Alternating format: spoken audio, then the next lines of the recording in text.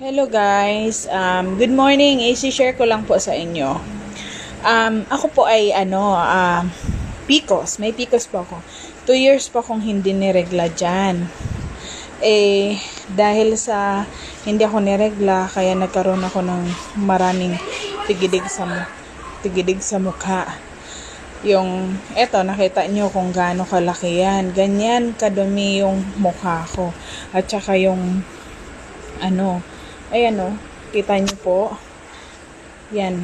Kaya hindi ako niregla ng 2 years. Ito naman, nakita ko yung First Vita Plus. Tinitake ko siya.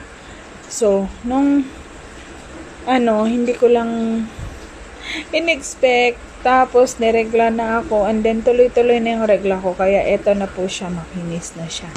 Ganyan na po yung kanyang,